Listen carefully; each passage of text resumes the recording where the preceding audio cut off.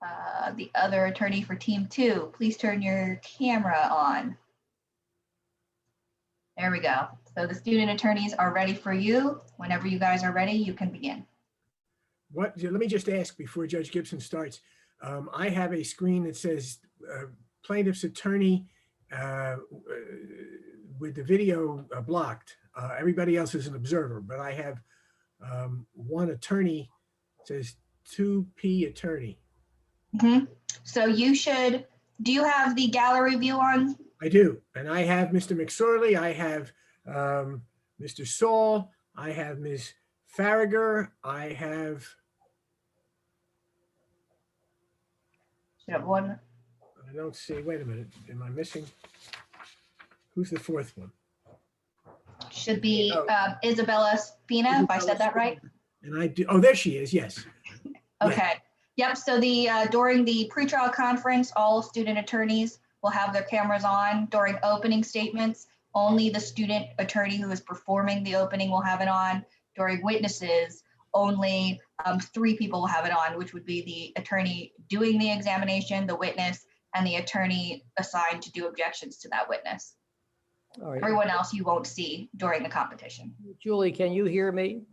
I can hear you, Judge Gibson, and I can see you. All right, but I'm trying to get the gallery view. Okay, so in the upper right-hand corner. I see the attorneys, I believe. I see Luke McSorley and Nicole and Ethan, but there must be there's one missing, right? she should be on there. Isabella, you see a fourth?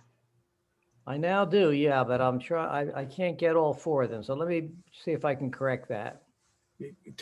Judge, up in the upper right-hand corner of your screen, it's got a place that says view. You click on that. And choose gallery view.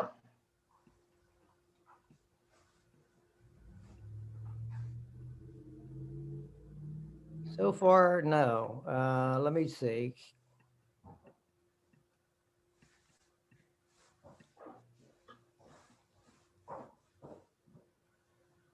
Not working yet. I have Judge Persky and myself, and I have you, Julie, but I'm not getting the participants. And in the right-hand screen, Judge Persky, I'm not seeing that. Up at the top, run your arrow all the way up to the top right, above the top picture that you see. In the corner there, it should be a little window that says view. Get on your picture and go up. Yes, there is. And when I click on that, I do get the 3 attorneys, but I don't get all 4. No, when you click on the window that says view, then you see something that says gallery. Click on gallery.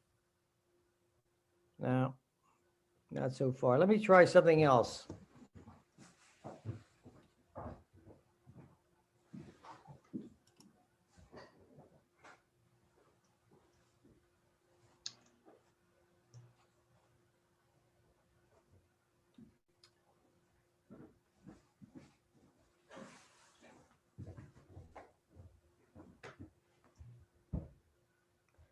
I have another device that's a little simpler to use, which I wasn't going to, but I will go there now and see if that makes it better. Everybody be patient.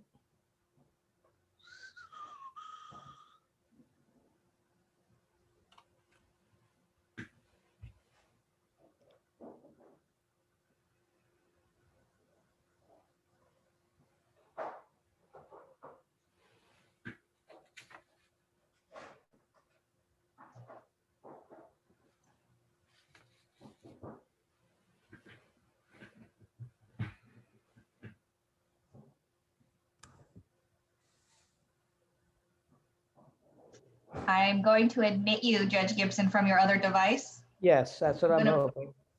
There may be feedback when I do that, so I may have to remove you from the current device you're on when I do that, okay? Yeah, I was going to close that out, but I didn't want to close it out prematurely.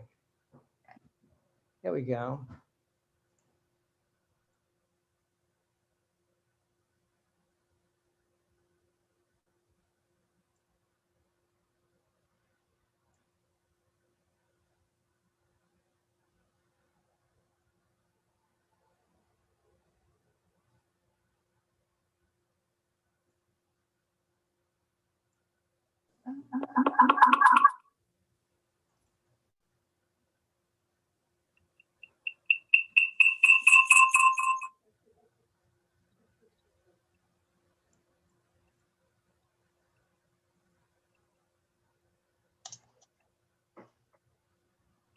Okay, Julie, I can see you. Can you see me? I can see and hear you. And I have gallery view on now. So if we're grading on technical skills, I suppose I've flunked so far. Is that the consensus? We took the vote while we were waiting for you, and that is Yeah, unanimous view, yes. Well, the thing that offended me is you took the vote before we started. That was the problem. All right, here we go. Against all odds. All right, hello, everyone. Can you all hear me? Yes, Okay. Your Honor. Take care, yeah. And I'd like to have the appearances of counsel, beginning with counsel for the plaintiff. Good evening, Judge Gibson, Judge Persky. My name is Ethan Saul, and I will be a plaintiff's attorney. Thank you. Good evening, Your Honors. My name is Isabella Spina, and along with Ethan, I will also be a plaintiff attorney. Thank you. Good afternoon, Your Honors. My name is Luke McSorley. Good afternoon, Your Honors. My name is Nicole Farragher. Well, thank you for that. Let me just briefly mention that Judge Persky and I will be sitting, as you probably figured out before this. And as we have agreed in advance of today's session, I will be handling the plaintiff's presentations and the witnesses that will be part of that, along with the examination and the objections and other rulings that are required. Judge Persky will be handling the defense presentation and doing the same thing. So for the first half, you'll be hearing mostly, or if not exclusively, from me. And in the second half, you'll be hearing exclusively from Judge Persky. And then, of course, you'll go into your closings and we'll confer and do all the usual things. But we'll begin, of course, with the openings. But before we get there, I want to invite counsel to advise us of any stipulations that you want to present. Your Honor, the defense would like to mark all the statements and exhibits simply as they are marked within the mock trial workbook. And we would also like to emphasize that the statements and exhibits at this time are only marked for identification purposes, and that the exhibits may be entered into evidence later on within the trial once sufficient foundation has been laid. Okay, is there any objection to that? I have no objection, Your Honor. All right. They will be admitted and marked and stipulated in accordance with the conditions that were just articulated. Is there anything else that you want to present to us before you begin with your openings? Your Honor, we would also like to draw your attention to clarification number 8 on the State Bar website, which states that there are to be no mentions of the jury during the course of today's trial. As such, we would simply like to clarify that we have structured our case as though it is directed towards the court itself. That makes sense. Is there any objection to that? As have we, Your Honor, no objection. All right, both sides agree, and clearly that's appropriate under the circumstances, and I appreciate your bringing that to our attention. Is there anything else from counsel? Finally, Your Honor, we would like to highlight stipulation number 11 within the statement of facts, which states that it has been mutually agreed upon prior to the trial that Lieutenant Barman can testify to the contents of Exhibit 1. Is there any objection? No objections, Your Honor. All right, that will be permitted. Anything else? Okay.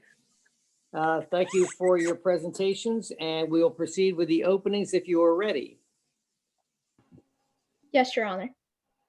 All right, the plaintiffs can proceed, and we're ready as well. Good evening, Your Honors, opposing counsel, and may it please the court.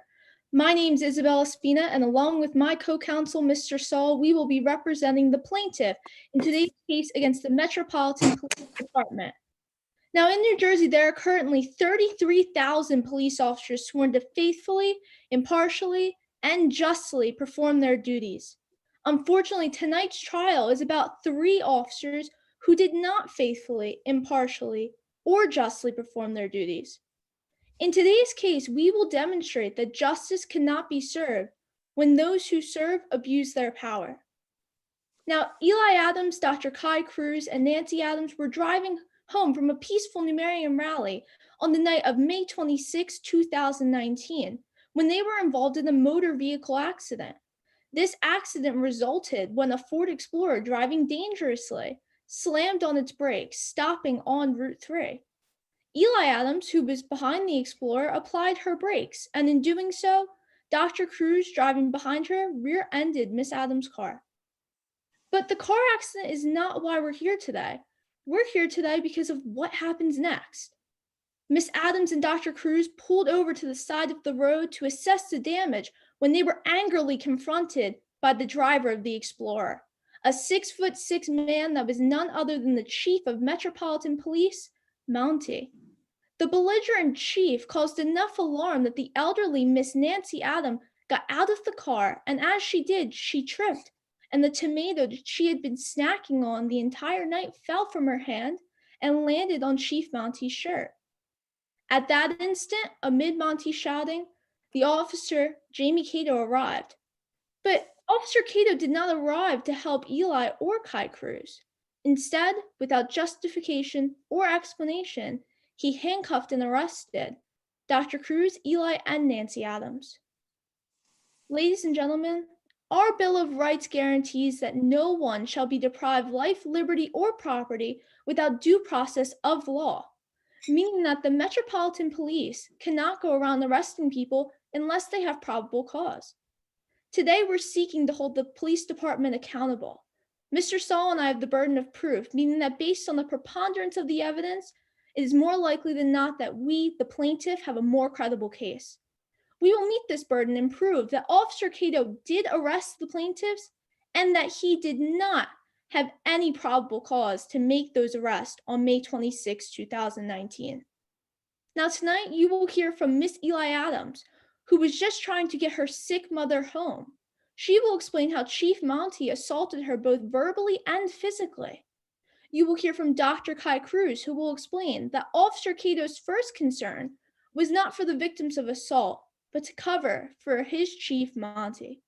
And finally, you will hear from Miss Shiloh Pittsburgh, who will explain that given Nancy's condition, she was in no condition to assault someone.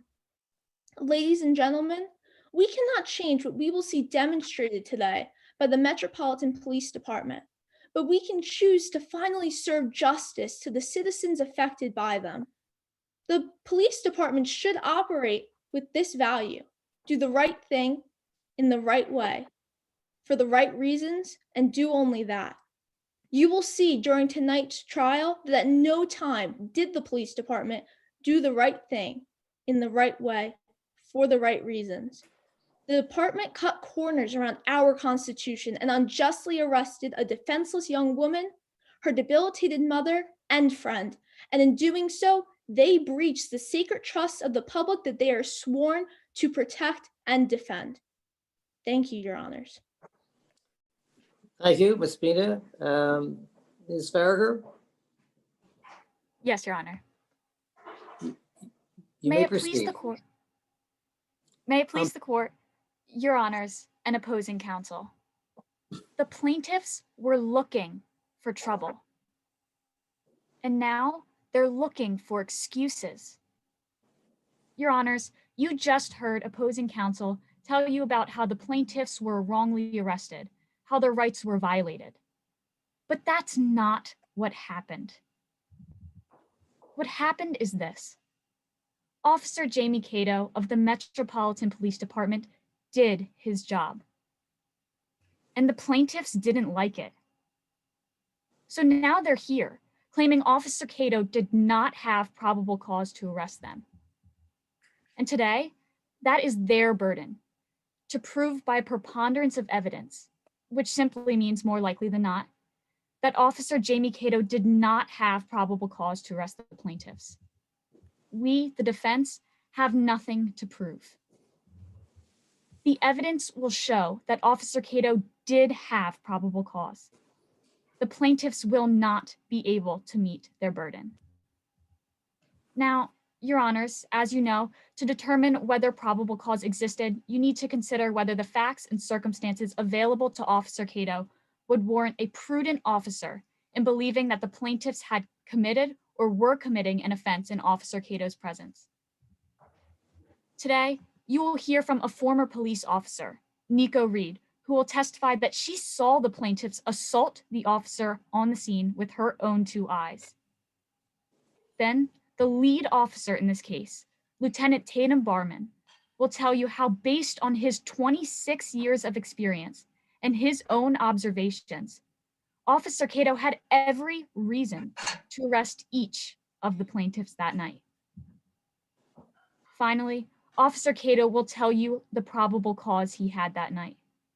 He will tell you how, upon approaching the scene that night, he heard the chief of police cry out, "I'm hit." Officer Cato will tell you he then saw a tomato splattered on the chief's chest. And he will tell you how he learned that the tomato was thrown by Nancy Adam. Officer Cato will tell you how he observed the chief of police fall to the ground after being pushed by Eli Adam. Officer Cato will tell you how he heard Kai Cruz screaming insults into a bullhorn just a few feet away from the police officers. See, Your Honors, this isn't about whether or not the plaintiffs committed those crimes. It's about whether Officer Cato had a reason to suspect that they had. And the evidence will show that he did have a reason. Officer Cato did have probable cause. And that's why, at the end of this trial, my co-counsel, Luke McSorley, will ask you to find Officer Jamie Cato and the Metropolitan Police Department not liable. Because the plaintiffs were looking for trouble. And now they're looking for excuses. Thank you. Thank you, counsel. Call your first witness for the plaintiff.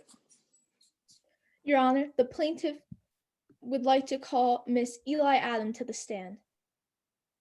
Ms. Adams, you've already been sworn, I understand. Yes, Your Honor. All right. Ms. Spina, you can proceed. Thank you, Your Honor. Good evening. Would you please state your name for the record? Hi, I'm Eli Adam. And Miss Adam, where do you live? I live in Metropolitan Township. What's your occupation? I work at my family's foundation. Now, I would like to direct your attention to May 26, 2019. Do you remember this day? Of course, I remember that day. How could I forget it? That was the day I was unlawfully arrested by the Metropolitan Police Department. Could you tell me where you were on this day? Yes, we were at a Numerian rally all day. And who were you with? I was with my mother, Nancy, who is now deceased, and my friend, Dr. Cruz. And when did you leave this Numerian rally? When my mother, who had dementia, forgot to take her medication, so we left early. And what happened while you were driving home? We were driving home Route 3, and Kai was in the car behind me. I got stuck behind a driver going 15 miles under the speed limit. Traffic started to back up, so I tried to avoid the driver in front of me by switching to the lane, but every time I tried to do so, I was blocked. So I was patient. I even gave them a little courtesy beep, like a beep, and I stuck my piece outside of the window. But that's when the driver in front of me slammed on its brakes and Kai hit me from the back. And what happened after Kai hit you? We both pulled over to the shoulder of the road safely, and we got out to assess the damages to our cars. Were you okay? Yes, I was okay, but Kai was very upset. I tried to distress the situation by making a couple of jokes, and that's when I turned around and saw the driver of the other car standing right in front of me, yelling at us. Could you describe the other driver? All I knew was that he was a gigantic, angry man, and when he got close to me, I could smell the alcohol in his breath. Later that night, I discovered that it was Chief of Police Mounty. So when Chief Mounty confronted you, what happened? Well, he started screaming at me, calling me a crackpot Numerian. I guess it's because he saw my Numerian shirt. And then he accuses me of tailgating and sticks his finger right in my face. Now, while Chief Monty's yelling at you, where's your mom? Well, while Monty is still in a rage, I noticed my mom get out of the car. And she's walking over to me, and then she trips. At this point, she's holding a tomato that accidentally flew out of her hand and landed on Monty's shirt. And what happens? Objection, Your Honor. I must object to the witness's last statement, and I must ask that it be stricken from the record. My objection is specifically to the word accidentally. I do not believe that the witness has the rationally based perception to say that the event in question was in fact an accident. Given that the charges in this case imply intent, specifically the charge of assault, I have to ask that the witness's statement be stricken from the record. Ms. Spina, do you have a response to that? Yes, Your Honor. Miss Eli Adams' mother lived with Miss Eli Adams for quite some time. It's within complete reason that someone who knew her that well would be able to make a ration that it was an accident. It's simply my client's opinion. Your Honor, may I respond? Yes. I believe that the specific instance in question, I don't believe it's within the witness's rationally based perception to say that that specific instance was or was not intentional. And I ask that the witness be asked a question that does not ask them to speculate as to the intentions of another person within this case. Anything further, Ms. Spina? No, Your Honor. Right. I'm going to overrule the objection. I think that in this instance, it would certainly be within the common knowledge of this witness to be able to characterize, at least in her perception, what was going on. So I'll overrule the objection. Yes, Your Honor. Thank you, Your Honor. Now, Miss Adams, I'll re-ask you the question. Ms. Spina, can you hold on for just 1 second? Yes, Your Honor.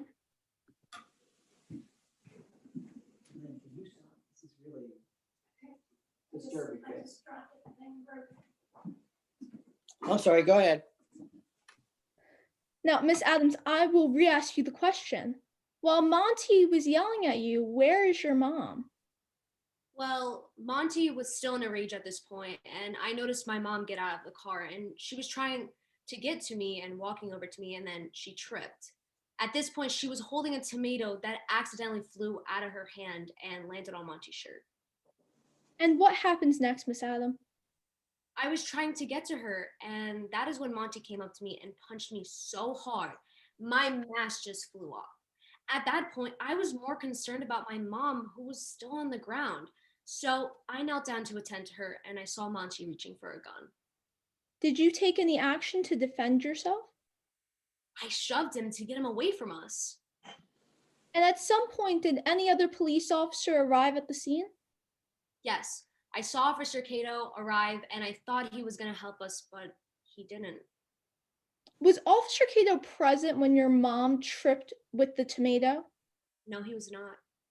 Was Officer Cato present when Chief Mounty hit you so hard your mask flew off? No. Was Officer Cato present when Monty was reaching for the gun? No, he was not. And Miss Adam, what did Officer Cato do when he arrived? He walked straight past me and my mom, went straight to Monty to get his side of the story, and didn't even talk to us. Does Officer Cato speak to anyone else? Yes, this man comes out of Monty's car and goes right over to Officer Cato and starts agreeing with everything that Monty is saying, even though it was a bunch of lies. Now, who was this other person that you speak of? I didn't know him at the time, but now I know it was Officer Nico Reed. Now, did you ever see Nico Reed prior to him coming out of the car? No, I did not. Did Officer Cato do anything else? Yes, he came over to arrest us and zip-tied my mom and I. Were you put in police cars? Yes, we were. And where were you brought? We were brought to the Metropolitan Police Department. Miss Adam, did anyone ever ask you for your side of the story? Even though I continued to try to get the police officers to listen to us, they didn't even listen, not even once. And from what I know, Cato definitely never spoke to my mom nor Kai, and they all left us feeling hopeless. And how did you feel about all of this? I was distraught, embarrassed, and beyond humiliated with the conduct of the Metropolitan Police Department. Thank you, Your Honor. No further questions. Cross-examine. Yes, Your Honor. Now, Miss Adam, before we get to your claims, I'd like to talk about your relationship with Kai Cruz. Now, Miss Cruz is also a plaintiff in this case, right? That is correct. Miss Cruz is also a member of the Numerian organization, right? That's also correct. And Kai Cruz is your best friend, isn't she? Yes, she is. And just to be clear, Miss Adam, when you wrote your witness statement for this case, you wrote the words, "Who wouldn't lie for their best friend," right? That is correct. Now, prior to this incident, Miss Adam, you'd been given medication to control your anger issues, right? Yes, I was. But prior to the incident on May 26th, you had thrown that medication away, right? Yeah, I no longer needed it. But nevertheless, you still threw away the medication that was used to control your anger issues, right? Objection, Your Honor. In accordance with Rule 403, the line of questioning that counsel was bringing up is more prejudicial than probative. And why do you say that? Because my client throwing out her medication has absolutely no value with the arrest we are in discussion about today. Okay. Mr. McSorley, do you want to respond to that? Yes, Your Honor. I do believe that this is certainly relevant to the case at hand today, given that the medication, as the witness has already testified to, was used to ease her temperaments. I believe that whether or not she was on that medication and whether or not she had made the decision personally to throw away that medication certainly goes to her state of mind at the time of the arrest. I'll overrule the objection. I think that there's a connection, or at least arguable connection, that the fact finder could rely on with regard to the medication. So I'll permit it. Yes, Your Honor. Now, Ms. Adam, as I just asked, you had thrown that medication that was meant to control your anger issues away, right? Yes, after I was cured. So that was a yes to my question. You threw that medication away, right? Yes. And just to be clear, you threw that medication away of your own volition. No doctor had ever instructed you to stop taking that medication, right? My psychologist did. Your psychologist told you to throw away your medication. Is that your testimony here today, Ms. Adam? Yes. Do you recall writing a witness statement? Yes, I did. And everything in that statement is accurate and complete to the best of your knowledge, right? That is correct. And just to be clear, nowhere within that witness statement do you ever mention your psychologist instructing you to throw that medication away. No, I did not. Thank you. Now, moving on, Miss Adam, on May 26th, as you were driving behind Mounty, you were mad that he was going so slow, right?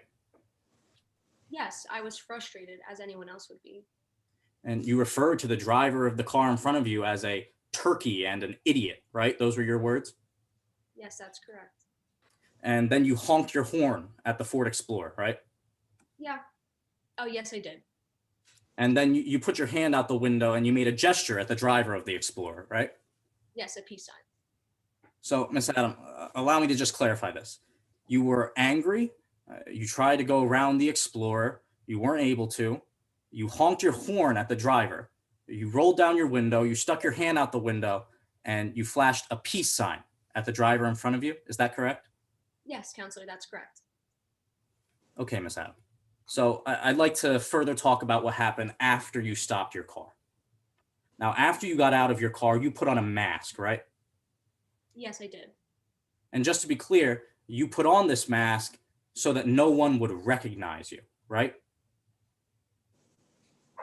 No, not necessarily. Well, Miss Adam, when you put on this mask, it was with the express intention of concealing your identity, right? No, I wore it to make a joke to distress the situation because I knew Kai knew what it was about. Miss Adam, do you recall writing a witness statement? Yes, I did. Your Honor, I asked that the witness be instructed to open their witness statement to page 48. Yes, I think that would be appropriate. Miss Adam, I will be reading from lines 118 to 119. Please read silently as I read aloud. Before you do that, Mr. McSorley, let her get that in front of her. Do you have it? Yeah, I have it, Your Honor. Thank you. All right. Go ahead, Mr. McSorley. Your Honors, I ask if Your Honors also have the statement in front of them. I see Judge Persky is flipping through the pages as we speak. Well, see, I memorized it. He has to look at that statement, and That's why I don't have it. I'm only kidding. What lines do you want me to look at? 118 to 119. Okay, here we go. Now, Ms. Adam, please read silently from the statement as I read aloud. Lines 118 to 119 of your statement. My face is well known and it would not have been good to be recognized. Those are your words, correct? That is correct. So when the chief of police, the driver of the car, first spoke to you, you were wearing that mask. And as you said, no one, it would not have been good for people to recognize you, right? Yes, counselor, that's correct. And at that time, when you first interacted with the chief of police, that's when he informed you of your legal obligation to report any crashes to the police and to your insurance company, right? Yes, that's correct. And it was immediately following that your mother threw a tomato at the chief of police, hitting him squarely in the chest, right? No, she did not throw it. She tripped and it flew out of her hand. So it was an accident, Miss Adam? Yes. Well, just to be clear, when the tomato smashed into the chest of the chief of police, you didn't apologize, did you? No, I wanted to check on my mom. And So he- just to be clear, you did not apologize to the chief of police. No, he punched me right after. Well, you didn't say, I'm sorry, my mother has dementia. She didn't mean it, right? No. He ran up to me and punched me. But you did say something to the chief of police immediately after your mother hit him with a tomato, right? Yes, I made a joke to distress the situation. You said, first blood, I bet now you'll file for disability, right? That is correct, counselor. And just to be clear, Miss Adam, the reason that you gave me for why you didn't apologize to the chief was because you were preoccupied with helping your mother, right? That is correct. And just to be clear, Miss Adam, once again, when the chief of police got hit with that tomato, he told you that he was the chief of police, right? Not that I recall. No, You don't recall him telling you that he was the chief of police? no, counselor. Miss Adam, once again, please open your witness statement to page 141. I'm at to line 141, excuse me. It was covered in red now. He bellowed that he was a police officer. Those are your words, right? Yes, that he was a police officer, not that he was the chief of police. Thank you. Now, I'd like to address something that you said on direct examination. Now, on direct examination, you said that the chief of police punched you so hard that it knocked your mask off, right? Yeah. Yes, counselor. Just to be clear, in your witness statement, you said that this punch was a glancing blow, right? Yes, but it was hard enough so my mask would fall off. Miss Adam, please limit your answers to my question and my question alone. My question was the words that you wrote in your witness statement were it was a glancing blow, right? That is correct, counselor. Now, Miss Adam, at this time, your friend Kai Cruz was nearby, right? That is correct. And just to be clear, in your witness statement, you never mentioned Kai Cruz speaking into a bullhorn at all, do you? No, I do not. And also just to differentiate your version of events from anyone else's, Mounty's alleged punch, the glancing blow that you referred it as, it never caused you to double over in pain, right? No, it did not. And just to be clear, you claim that after this, the chief of police reached for his gun after telling you that he was a police officer, right? Yes.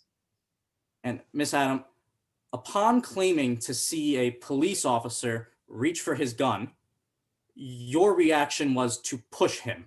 Is that right? Yes. I needed to protect my mom and I. Miss Adam, once again, please limit your answer to a yes or no. If you can't, just let me know. Upon seeing a police officer reach for his gun, your immediate reaction was to push him, right? Yes, that's correct. And Officer Cato arrested you after you pushed the chief of police, right? That is correct. And Officer Cato arrested you after your mother had the tomato leave her hands and hit the chief of police in the chest, right? Yes, counselor. And just to be clear, you never saw when Officer Cato arrived on the scene, did you? Yes, I did. You saw him arrive on the scene? Yes, would you like me to explain? Thank you. No further questions, Your Honors. Is there any redirect? Yes, Your Honor. You can proceed. Now, Miss Adams, in regards to the throwing away of your medication that was mentioned on cross-examination, why did you throw those medications away? I threw them away because I was cured. And who were you cured by? I was cured by my Numerian psychologist. I took a holistic approach to getting cured and it worked. And to address something else that was brought up on cross, you did not apologize to Chief Mounty, but did your mother? I believe so. She did. And in regards to what was also brought up about you defending yourself, why did you defend yourself? Objection, Your Honor. I believe this is a mischaracterization of testimony. I don't believe that the phrase defending yourself was ever testified to directly by the witness, and I believe that it's a matter of contention in this case of whether or not that act was an act of self-defense. Ms. Spina, I will rephrase my question, Your Honor. go ahead. Yes, Your Honor. Now, Miss Adam, why did you shove Chief Mounty? Well, I was trying to help my mom after he punched me. I dropped to my knees, tried to help my mom, and that's when I saw him reaching for a gun and I shoved him because my mom and I were helpless at the time, and that's the only thing I could do. Thank you, Miss Adam. No further questions, Your Honor. Any recross? Yes, Your Honor. Now, Miss Adam, at the time when you pushed the chief of police, you were aware that he was a police officer, right? Yes, counselor. And just to be clear, never once in the entire course of the night did you ever apologize to the chief of police. No, I did not. But you did say first blood to the chief of police, right? Yes, as a joke to distress the situation. Just to be clear, Miss Adam, you did in fact say the words first blood and you never apologized that night, right? That is correct. Thank you. No further questions, Your Honors. Thank you. Call your next witness for the plaintiff. Yes, Your Honor. At this time, the plaintiff calls Dr. Kai Cruz to the stand. And Doctor, I've been told that you've already been sworn, so counsel, you can proceed. Thank you very much, Judge. Good evening, Professor. Could you please introduce yourself to the court? My name is Kai Cruz, and I've been a professor at the Metropolitan University for about 3 years now, with a concentration in entomology, which is the study of insects. And where do you live? I live here in Metropolitan. I moved here about 5 years ago.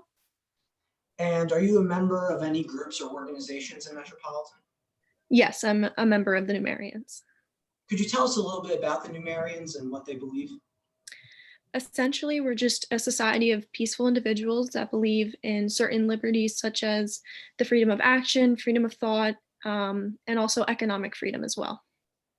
And Professor Cruz, could you tell us a little bit about the Numerians' position towards police officers? We don't hate police officers. We never do anything disrespectful towards the cops. It's just really the system that we're protesting and mainly the budget. Okay. Now, I'd like to ask you just for the record, do Numerians or do you hate police officers? No, I respect the courage it takes to serve this community. But once again, it's the system that we see issues in, and that's why we protest. And are the protests ever violent in your experience? No, we are a very pacifist group. We believe in peaceful protest. Okay, thank you.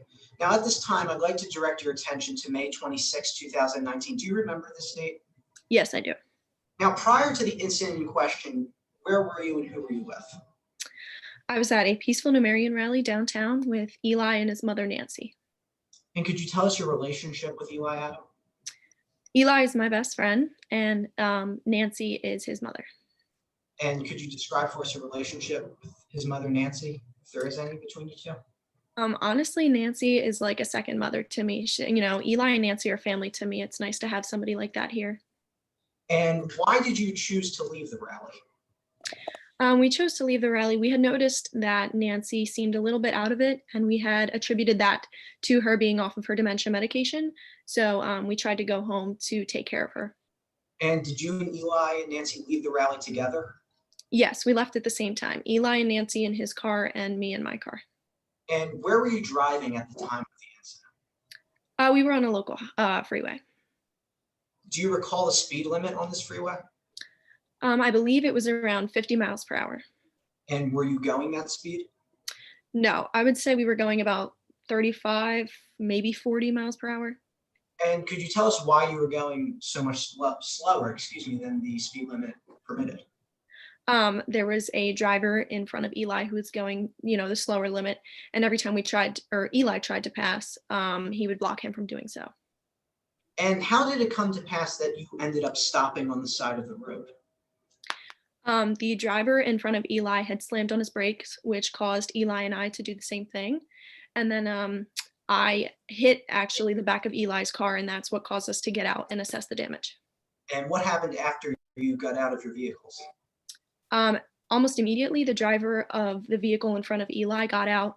He was this big, intimidating guy. And of course, he comes out. He doesn't really seem too excited about the situation. He's really angry. And he starts, being really confrontational.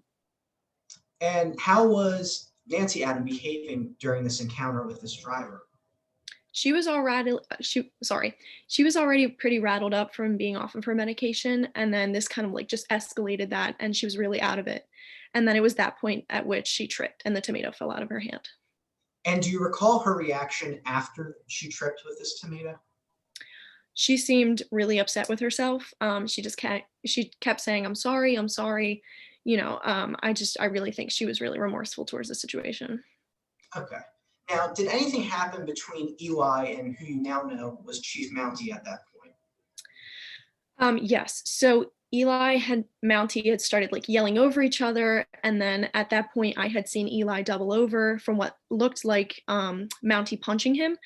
And then they were both on the ground. And at which point, Mounty looked like he was grabbing for his calf, almost as if he had a gun on his calf. And did you ever observe Eli Adam physically shove Chief Mounty? No. And did you do anything to try to mediate the situation? Yes, I didn't want to get involved physically, so I just got on my bullhorn and started yelling at Monty to please leave him alone, let him be. I just tried to de-escalate the situation as much as possible. And to the best of your recollection, using this bullhorn, did you ever shout any threats or expletives? No, never. Okay.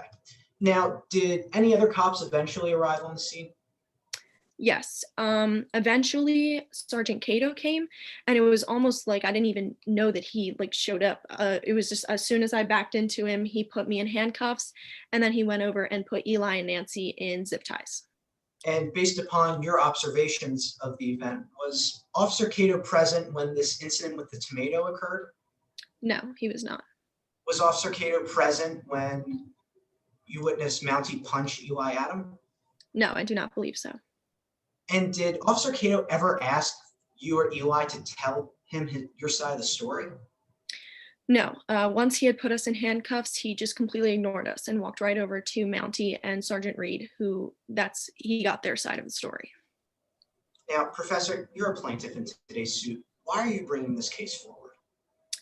It's not about the money. I really could care less about the money. It's just about my rights being violated on May 26th.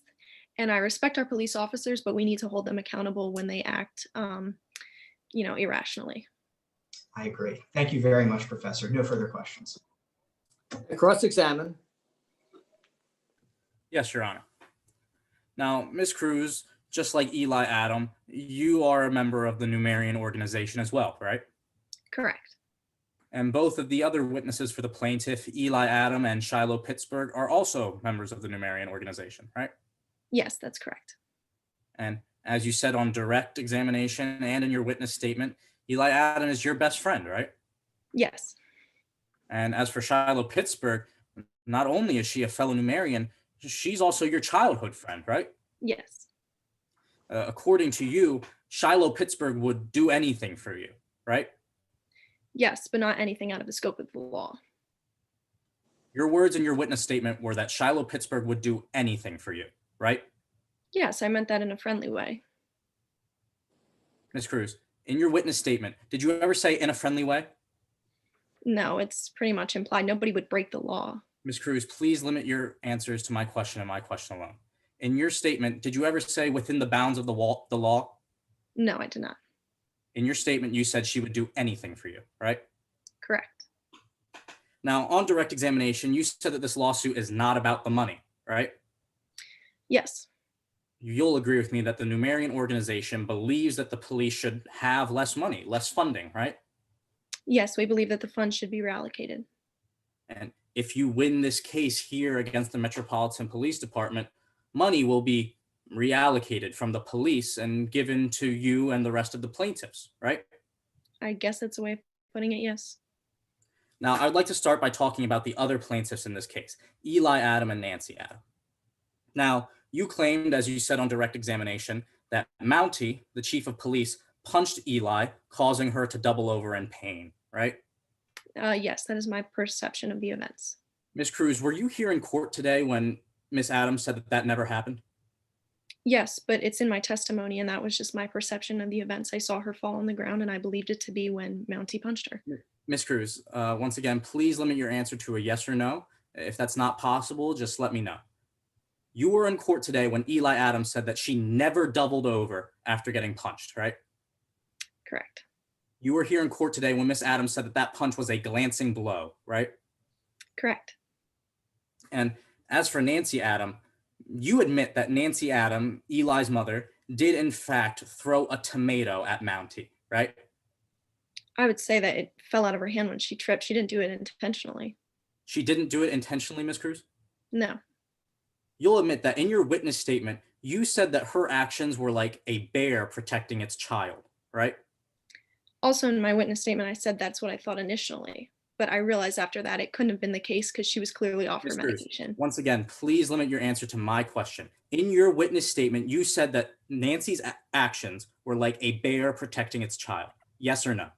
Initially, yes. So now I'd like to talk about your actions just prior to noticing Sergeant Cato at the scene. Now, you had taken out a bullhorn that you had strapped to your belt, right? Correct. And then you yelled into that bullhorn, right? Yes. And now you claim that you didn't yell anything insulting or derogatory about either the chief of police or Sergeant Cato, right? That's what you claim? Correct. Now you claim that all you said was leave them alone, right? Yes, and things of that nature. So just to be clear, you never called for help, as other witnesses may or may not say, right? I'm sorry, can you ask it again? You cut In out. your own opinion, you never called for help, right? I didn't think it would do much good. We were in the middle of the highway. And at the time, you never saw your friend Shiloh Pittsburgh at the scene, right? No. And you didn't see Shiloh Pittsburgh until you left the police station later that night, right? That's correct. There was so much going on. And I would just like to clarify a couple of the details about the events on that night. It was late when you yelled into that bullhorn, right? Correct. It was after 11 o'clock at night, right? Correct. And you were fairly close to Sergeant Cato when you were yelling into the bullhorn, right? I didn't realize it. He was behind me. But nevertheless, now you know you were extremely close to him, right? Correct. In fact, you made physical contact with him at the time, right? Yes, I backed into him and he was standing behind me. And just to be clear, Ms. Cruz, it was only after you yelled into your bullhorn past 11 o'clock at night, and it was only after you physically made contact with Sergeant Cato, it was only after all of that that Sergeant Cato placed you under arrest, right? That's correct. Thank you. No further questions, Your Honors. Any further? Permission to redirect, Your Honor? Yes, proceed. Thank you very much. Professor Cruz, I'd just like to clarify a couple of points that my colleague brought up on cross-examination. With regard to the reallocation of funds for the police that the Numerians are advocating for, could you elaborate on that point briefly? Really, we just want these funds to go into our community. And I think that would benefit society more than it would benefit, a police officer going out on early pension. Okay. And he also addressed your interpretation of the blow that Eli suffered from Mounty. Could you describe for us again your interpretation of Chief Mounty hitting Eli Adam? As stated in my testimony, I saw what looked like Mounty to be punching him in the face. And then I watched Eli double over. And then, I just assumed that it was from Mounty punching him. Thank you, Professor. No further questions. Okay, any recross? Yes, Your Honor. Ms. Proceed. Cruz, just to be clear with what you said on redirect, you said that Eli doubled over in pain, right? Yes, in my statement, yes. And just to be clear, you were here when Eli said that that never happened, right? Eli had stated on their direct that it wasn't a direct reaction to the punch, but I think that they did fall over. I watched it happen. Ms. Cruz, my question was, you were here during my cross-examination when Eli testified that she never doubled over in pain at all, right? She testified that she did not double over as a result of the punch. In Thank my you. interpretation. No further questions, Your Honor. All right. Thank you. Doctor, call your next witness. Your Honors, the plaintiff would like to call Ms. Shiloh Pittsburgh to the stand. Ms. Pittsburgh, I'm told that you've already been sworn, so we need not proceed in that direction, and I'm going to permit counsel to go ahead with the direct examination. Thank you. Good evening. Can you please introduce yourself? Good evening. I'm Shiloh Pittsburgh, and I'm an accountant for multiple organizations in the city of Metropolitan, and one being the Numerians. Now, Ms. Pittsburgh, what is your specific role in the Numerians? So the Numerians are a nonprofit organization that promote peace and fair practice, and so I am in charge of the books, but outside of doing the accounting, I also take pictures and do media. Now, do Numerians hate the police? No, absolutely not. In fact, we have nothing but respect for them. All we want from the police is for them to modernize the way they de-escalate situations. And all I mean by that is they don't use brute force. Now, moving on from that, do you know the plaintiff, Miss Eli Adam? Yeah, I've known Eli Adam for quite some time now, as well as her mother. She's a great donor to our organization and a great member of the community, but she's always been silent in her donations. She's very humble. And do you know Dr. Kai Cruz? Yeah, we've been friends since we were children. She's a wonderful professor and a wonderful member of the Numerians. Now, I would like to direct your attention to May 26th, the day of the arrest. Where were you on this day? So that day I was at a Numerian rally downtown. And who were you with? I was with fellow members of my community, as well as Eli Adams, her mother, and Kai Cruz. And what were you doing at the Numerian rally? That day I was charged with taking pictures, so I was photographing everyone, and I actually had noticed something really weird. Nancy, who's usually a very lively woman, had just been completely out of it. It was quite depressing to see. Now, what do you mean by she was out of it? Like I said, I was charged with taking pictures, and I just couldn't get her to smile for the life of me. It was so unlike her. Now, what did you do after the rally? After the rally, I decided to head home on Route 3. Did you see anything while you were driving home? Yeah, I was driving home and I saw two police cars with flashing lights blocking the road, and I decided to stop and see what happened, and that's when I discovered my friends were there. Now, where did you stop? I had pulled over just on a large spot enough for my car on the shoulder of the road. And Miss Pittsburgh, why did you pull over? Well, I hate to say it, but I knew that was the road Eli, Kai, and Nancy had taken home, and I knew that Nancy's dementia was progressing, and I had feared the worst. Now, after you exited your vehicle, what did you see? Immediately, I saw my friend Eli being swarmed by police. I saw Dr. Cruz pleading for the officers to stop. To me, that seemed like a plea for help. And Eli Adams was, she was terrified. And then that's when I saw Nancy. I mean, she was absolutely lost with her hands bound. Objection, Your Honor. This is irrelevant pursuant to Rule 401 and inadmissible pursuant to Rule 402. Anything that Shiloh Pittsburgh testifies to having seen on the night of May 26, 2019, that occurred after the arrest does not pertain to the topic of probable cause here today. Counsel, do you want to respond to that? Yes, Your Honor. Miss Pittsburgh is just simply recalling the story that she saw on the night of May 26, 2019, and because the arrests do pertain to that night, her simply saying that she saw them in handcuffs is pertaining to the arrest in general. Your Honor, may I respond? Yes. Again, I maintain that anything she saw occurred after the arrest and does not pertain to the topic of probable cause, which is what we are here questioning tonight. I'm going to sustain the objection.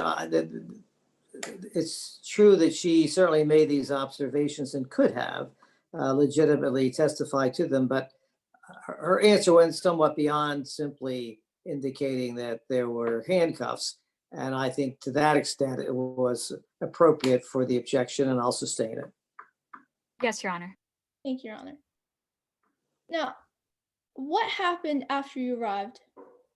After I arrived, I saw my friend's mom in handcuffs. My friend's mom, who was suffering from dementia, in handcuffs. She was lost. I saw my other friend being swarmed by the police. She was not yet arrested at that time. And I saw Kai Cruz pleading for help in her bullhorn, and she had not been arrested at that time either. Objection, Your Honor. I have to object again. This is irrelevant pursuant to Rule 401 and inadmissible pursuant to Rule 402. Again, anything that Shiloh Pittsburgh saw when she arrived at the scene occurred after the arrest had already happened and does not pertain to the topic of probable cause. Is your position that her entire testimony is objectionable? No, I don't believe that to be true. Just her eyewitness testimony at the scene that night. Ms. Spina? Your Honor, I would have to say that my witness is clarifying that things that she see were before they were actually handcuffed at some of the points in her answer. Therefore, some of it should be permissible. Anything further, Ms. Farragher? Your Honor, I believe that in the witness statement, it says that Shiloh Pittsburgh showed up and saw them already handcuffed. Well, then I suppose it's appropriate to point out the inconsistency of that, but as I understand her answer, she indicated that what she was observing was before they had been arrested. I'm not sure what the basis of that was, but that is her testimony, so I'll overrule the objection. Yes, Your Honor. Now, Miss Pittsburgh, what happened after they were all arrested? Well, after they were all arrested, they were handcuffed and taken to the police station, and I followed them because I was concerned and I would want someone to do the same for me. And who did you see at the police station? When I got to the police station, I saw Eli, Nancy, and Kai all in isolation, and then I saw Officer Mounty. And what happened at the police station? Well, what happened next was actually quite strange. I smelled alcohol on Mounty's breath, and he was slurring his words whenever he spoke. This was nothing like the way I would expect the officers we knew and respected to act. Now, Miss Pittsburgh, why did you decide to become a witness in this lawsuit? I decided to become a witness in this lawsuit right then and there at the police station. I had heard stories of the police where they were encroaching on people's individual rights before, but when I saw it happen to my friends, it wasn't black and white anymore. It was real, and I knew this needed to be stopped from ever happening again. I mean, they're supposed to be upholding justice, not cutting corners in our Constitution. Thank you, Your Honor. No further questions. Cross-examine. Yes, Your Honor. Ms. Pittsburgh, you do understand that this trial concerns allegations by the plaintiffs that they were falsely arrested, correct? I do understand that. And Ms. Pittsburgh, just to be clear, you didn't see anything that Eli Adam did leading up to her arrest, did you? No, I just saw the police swarming her. Right, so you didn't see anything that Eli Adam did? I don't think she did anything, if that's what you're asking. That's not what I'm asking. I'm simply asking, did you see Eli Adam do anything leading up to her arrest? No, I didn't see her do anything wrong. And you also didn't see anything that Nancy Adam did leading up to her arrest, did you? No, I just saw her zip-tied wandering around lost. And as for Kai Cruz, according to you, she was yelling into her bullhorn asking for help. That's your testimony? Yeah, she was telling them to stop, and to me that sounded like a plea for help. Well, even though Kai Cruz said that she was yelling at Mounty to leave them alone, you claim that she was yelling for help, right? Yeah, leave them alone. That's a plea for help. And you were here earlier when Eli Adam testified that she never doubled over in pain, correct? Correct. And again, just to be clear for the members of the court, you were also here today when Kai Cruz testified and contradicted that, right? Yeah, she said that she saw her fall to the ground. Ms. Pittsburgh, I'm simply asking, you heard Kai Cruz say that Eli Adam did double over in pain, and you also heard Eli Adam testify that she did not. Correct, but they both said at one point she was on the ground. Ms. Pittsburgh, I ask that you simply answer my question in a yes or no format. If you have any difficulty with that, please let me know. That's a yes to your question.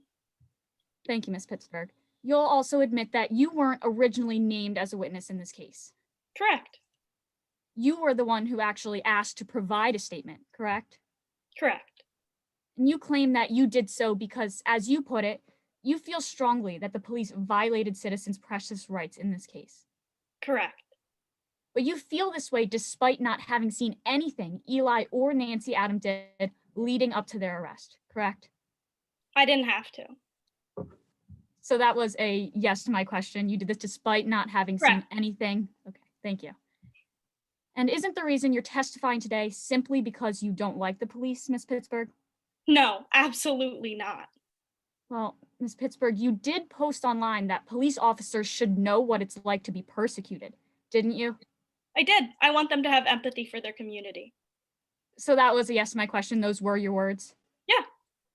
And now today, you are testifying for your fellow Numerians against the Metropolitan Police Department, correct? I'm testifying on behalf of myself, so that's a no. You're also not testifying on the behalf of your friends? No, I'm testifying on my perception of the nights in question. Okay, Ms. Pittsburgh, no further questions. Any redirect? Yes, Your Honor. Now, Ms. Pittsburgh, I would like to address something that counsel brought up on your cross, and I would like you to just explain to the court, why did you decide to provide a statement for tonight's trial? Ma'am, I decided to provide a statement as soon as I was at that police station. It wasn't because I want anything to happen to the police. I don't really want anything out of this lawsuit even. I simply don't want this to happen again. When you see an old woman being attacked by police, it's horrifying. It's something that shouldn't happen. It's irresponsible on the police behalf. And also, Ms. Pittsburgh, counsel addressed a social media post. Could you explain the circumstances of that post? Yeah, I'd be happy to. So when I made that post and I said police should know what it's like to be persecuted, I simply meant that they should have empathy for the community. But I deleted the post when I realized maybe my wording didn't get that across. And Ms. Pittsburgh, this post was posted on December 8th of 2017, correct? Correct. 3 whole years later. Like, it's been 3 years since I said that. Thank you, Your Honor. No further questions. Any recross? Yes, Your Honor. Ms. Pittsburgh, I just have a few questions for you. From your witness statement, I just would like to read your direct words. I feel strongly that the police violated citizens' precious rights in this case. That is the reason why you're testifying today, correct? I'm testifying today because, yes, they violated their rights. Right. And just to be clear about this post, whether or not it was 3 years ago, your words were police officers should know what it's like to be persecuted, correct? Yeah, like I explained, I think they should have empathy for their community. So that was a yes to my question. Those were your words? Yes. No further questions, Your Honor. Thank you. Any further witnesses on the plaintiff's side? No, Your Honor. The plaintiff rests. Okay, is the defense prepared to proceed? Yes, Your Honor. All right. The defense calls Nico Reed to the stand. Judge Persky will be handling this part of the presentation. Thank you, Your Honor. There she is. Okay. This is Nico Reed. You're under oath. Yes, I am. Counsel, you may proceed. Thank you, Your Honor. Good afternoon. Could you please introduce yourself to the members of the court? Good evening, Counselor. My name is Nico Reed. And what is your occupation, Ms. Reed? Well, I used to work as a police officer for the Metropolitan Police Department, but my recent injuries caused me to quit the force. Now I work as a car mechanic. And prior to the evening of May 26, 2019, did you know Marcin Wojciechowski? Yes, absolutely. I had the honor of being his good friend for a few years. We went to the same mountain climbing club together, and we met while hiking a few years back. We attended some mindfulness workshops together as well. We even worked together at the Metropolitan Police Department. And did you still work for the Metropolitan Police Department on May 26, 2019? No, I did not. I slipped and fell off a boulder about a month before the incident, so I had to quit the force. As a car mechanic, were there any cars that you worked on regularly? Yes, I worked on Mounty's car whenever it needed any kind of touch-up or repair, anything like that. That was the car that we were in on the night of the incident. Now, let's focus on the events of that evening. Where were you earlier that night? We were at the Mighty Pint Bar, celebrating. You said that you were at the Mighty Pint Bar before the incident. Had you been drinking? Yes, I had. Because my neck was in a cervical collar and my arm was in a cast and sling, Mounty was my designated driver. This meant that I could drink as much as I wanted to. Did Mounty drink that night while you were at the bar? He had one drink. It was a vodka and tonic that he nursed the entire night. He didn't pick up another drink. So let's get into the events that happened after you and Mounty left the bar. What vehicle were you in that night? We were in Mounty's bright purple Ford Explorer that had the words "Support Police" on the back of it. That was the car that I worked on regularly. And what, if anything, occurred on your drive home from the bar that evening? Well, the drive home was going smoothly, but that was until a Mini Cooper came up behind us and started honking their horn and flashing their headlights repeatedly. And what happened next? Well, like I said, the car was tailgating us for the entire time it was behind us. Then we heard something come from the back of the car. Something had hit the rear window. So then what happened? Well, Mounty looked out his driver's side mirror and said that the driver of the car was giving him the middle finger. Due to my injuries, I couldn't turn my neck fully to see her hand, but through the rearview mirror, I did see that her arm was sticking out of the car. And what, if anything, did Mounty do at that point? Well, at that point, Mounty called 911 and began to pull over. I saw him engaging in the deep breathing exercises that we had learned at that mindfulness workshop together. It consisted of conscious deep breathing and audible inhaling and exhaling. After he calmed down, he left the car. So then what happened? Well, I opened my door slightly, but I stayed in the car due to my injuries. All of my observations are made through the rear view mirror and the side view mirror of the car. Eli Adam got out of the car and slammed the door and started screaming about how Mounty was a fascist pig and how we almost killed her mother. She also said how well respected her family was and how Mounty didn't know who he was messing with. And what did you see next? Well, I saw the older woman, Nancy, duck into the car and pick up a tomato. When she came back out, she threw it directly at Mounty.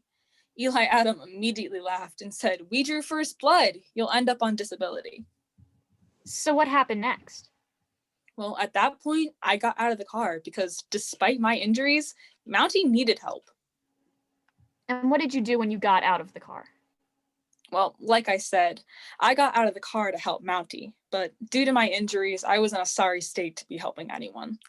Luckily, Sergeant Jamie Cato was on the scene, and we were able to recount everything that we had seen and heard that night. What specifically did you fill Officer Cato in on? We filled Officer Cato in on something hitting the back of the car while we were driving, as well as the tomatoes that were thrown at Mounty. And what did you do after? Well, after we gave our account of the situation, we went back to Mounty's house. What, if anything, did you do after you got to Mounty's house that night? Well, I examined Mounty's car, specifically the back of it, because that... 401. Sorry, was that time? Or did I mishear something? My apologies. In accordance with Rule 401, I would submit to the court that anything that Officer Reed and Chief Mounty did after the incident at his house is completely immaterial to the facts of the case. Counselor? Your Honor, as we're speaking about, Mounty and Reed did an examination of the car as they heard something being thrown at their car or something hit their car. That would be evidence as to that happening. what's the proffer? What's the proffer of the evidence that that's what happened? When I ask about what they did that night, Rita's probably going to talk. I have a good faith belief she's going to talk about an examination that she did of the car, which she saw a dent. Mr. Saul? Your Honor, I would stand by my previous comments. Even if there was a dent, it has absolutely no bearing on the arrest of my clients. The truth of the matter is, at this point in the proceedings, I'm not sure. And therefore, I'm going to permit the question how much weight it is entitled to by the fact finder remains to be determined. But I will permit her to say what she saw. Yes, Your Honor. Yes, Your Honor. So what, if anything, did you do after you got to Mounty's house that night? Well, I examined the back of his car because that was where we heard something hit while we were driving. And during this examination, did you see anything of note? Yes, I saw a dent right below the back window. It wasn't there while we were at the bar, and I had never seen it before. No further questions, Your Honor. May cross-examine. Thank you, Your Honor. Ms. Reed, I'd like to first talk about your relationship with Chief Mounty, which you spoke a bit about in direct examination. You were very close with Chief Mounty. Is that a fair statement? Yes. You would even go so far as to describe him as like a second dad, wouldn't you? A second father, yes. And you would do favors for him like any friend would, such as helping him fix his car? Yes, I would. And in fact, you credit Monty to a certain extent for you getting on the force, isn't that right? Yes, to a certain extent. But your friend Chief Mounty had anger issues, did he not? He had anger issues, yes. He had a tendency to lose his temper, isn't that right? Again, he had, yes. So that's a yes. Okay, thank you. Now, I'd like to turn now to May 26th. Mounty was very angry while you two were driving in the Ford Explorer. Is that a fair statement? Yes, he was. You describe him as grunting angrily? Yes. Now, grunting is not conscious deep breaths, is it? It's a much more emotional response, is it not? You would agree with me? No, it's not. Okay. You even describe Mounty as being exasperated and emotional, isn't that right? Yes, he was. You even hear Mounty say that he is so upset that he needs to pull over, correct? Yes. So in other words, your friend Mounty was so angry, he could not even continue driving. Is that right? Yes. And you cannot say for certain that he wasn't still angry when he exited the vehicle, can you? No, I can say for certain that he was calm. You're not I'm telling sorry, I beg your pardon. I didn't hear the answer. Say it again, please. My answer or the question? The answer. Oh, no, I can be certain. Ms. Reed, you're not a mind reader. You're inferring based upon Mounty's breathing exercises, but you do not know for certain, do you? Again, I know for certain. Okay. Now, you also articulated that Mounty said that he saw my client giving him the middle finger. Is that right? Yes. But you never witnessed Eli Adam directly giving Chief Mounty the finger, do you? No, I did not. Okay. Now, you also admit that Chief Mounty carries a firearm on his calf. Is that correct? Yes, he does. And at one point during the altercation with my clients, you see him bend down to the ground, don't you? Yes, I did. And once again, you can deduce, but you cannot say for certain why he did that, can you? No. Okay, thank you.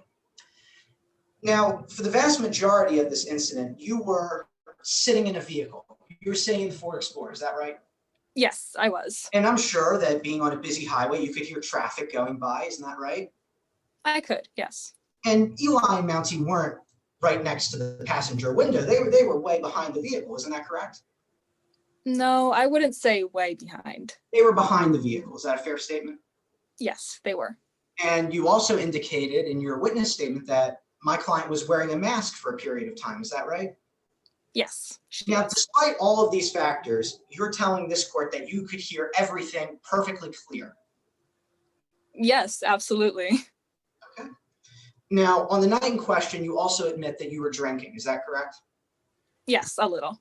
And well, a little. On direct examination, you said, quote, you could drink as much as you wanted to. Isn't that right? Yes. Okay. And your friend Mounty was also drinking, correct? Yes, a little. And in fact, you say that you felt woozy on the night in question, didn't you, Miss Reed? Yes, I did. And isn't it true that you were also under the influence of muscle relaxers? Yes, I was. So on the night of May 26th, Miss Reed, you had alcohol and narcotics mixed in your system, didn't you? Yes, I did. And you also saw all of the events through a rearview mirror, not directly with your eyes, correct? No, I wouldn't say that. You saw everything through a rearview mirror, isn't that right? Yes. Okay. And my apologies. Now, you never articulated that you were drinking that night to Officer Cato when he arrived on the scene, did you? No, I did not. You never articulated that you were under the influence of muscle relaxers, did you? No, I did not. You never told him that you saw everything just through a rearview mirror, did you? Again, no, I did not. And nor did he ask you any of these things, correct? No, he did not. Now, you're a former police officer, isn't that right? Yes. Would you agree with me that one of the best marks of a good police officer is an ability to conduct an impartial investigation? Yes, I would agree with that. And wouldn't you agree with me that one way by which you do that is by gathering witness statements from various parties at a crime scene? Yes. But isn't it a fact, ma'am, that your colleague, Officer Cato, only spoke to you and Chief Mounty on the night in question, correct? I wouldn't say only, but yes. Well, to the best of your knowledge, he didn't speak to my clients, did he? No, he did not. Okay, so I'll ask that first question again. He only spoke to you and Chief Mounty, isn't that right? Yes. Would you call only speaking to your cop buddies an impartial investigation?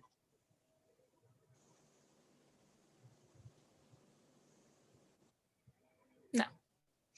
No. Thank you very much. No further questions. I'm sorry. Yes. Any redirect? Yes, Your Honor. You may proceed. Before Mounty got out of the car that night, did he seem to have calmed down? Yes, absolutely. And how did you come to this conclusion? Well, he was engaging in the deep breathing exercises that we had learned with conscious and audible inhaling and exhaling. And one more question for you. Could you be absolutely sure who Officer Cato had talked to that night? No, I can't be absolutely certain. No further questions, Your Honor. Any recross, Mr. Saul? No recross, Your Honor. Thank you. All right, thank you very much. You are excused. You may call your next witness, Ms. Farragut. Judge Persky, give me just 1 minute. I have to get something for the computer. I'll be right Yes. back. I will wait to call my next witness. Next witness is Lieutenant Barman? Yes, Your Honor. Okay.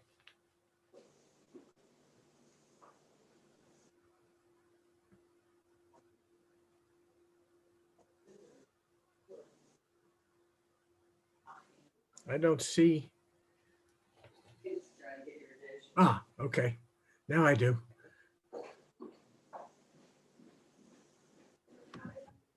Should I proceed or just? No, let's wait for Judge Gibson. Okay, yes, Your Honor. I'm back. I thought I might lose power, and I didn't want that to happen in the middle of examination.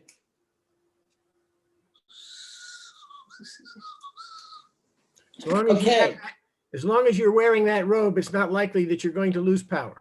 Well, sometimes my magnetism is enough to keep the power going, but I don't want to depend on that tonight. Understood. Counsel, you may proceed. Yes, Your Honor. Thank you. Ms. Lieutenant Barman, you are under oath. Yes, I am. Counsel. Would you please state your name for the members of the court? Good afternoon. My name is Tatum Barman. I'm a lieutenant for the Metropolitan Police Department. And how long have you been working at the Metropolitan Police Department? Geez, it's been a while. Over 25 years at this point, though. But I've been lieutenant for more than a year. Now, I'd like to talk about the events that occurred on May 26, 2019. Are you familiar with this incident? Yes, I am. That's the day that Officer Jamie Cato apprehended Eli Adam, Kai Cruz, and Nancy Adam. Now, you mentioned Eli Adam. Are you familiar with Eli Adam outside of this case? Yes, of course. It's pretty hard not to be. Even outside of this case, Eli and the Adam family are fairly prominent figures in our community. Plus, I've even been to the Adam mansion, or cottage as Eli calls it. And did you ever interact with Eli Adam personally? Yes, I did. Rarely, though. We had a sort of hi-bye kind of relationship. We knew each other just from people in my family working for hers, but I wouldn't go beyond that. And how was your relationship with Eli? Eli was always adversarial. Never exactly seemed too happy to see me. What exactly do you mean, Lieutenant Barman? Well, for starters, Eli always called me officer in this sort of insulting manner. She also said that officers deserve to be knocked down a peg or two. And were there any other officers with you during these interactions with Eli? Yes, there was. Chief Mounty was with me. Now, you mentioned Chief Mounty. How did you know Mounty? Well, when Mounty started off in the force in 2005, I was his partner on the road. So I've known him for a pretty long time. And how was your relationship with Mounty? Mounty was a true leader, someone willing to take action and inspire others. He was a little rough around the edges, not a good politician the way that I am. He used to ruffle feathers up top, and I smoothed them over. You mentioned that Mounty ruffled feathers. What exactly do you mean? Yeah, well, like I said, Mounty used to be a little rough around the edges, and so he used to ruffle the feathers of city politicians. He really just had a true heart and drive. And you said Sorry, used to. I didn't hear that. What was that? He had what? He really had a true heart and drive. I'm sorry. And you said used to. What do you mean by that?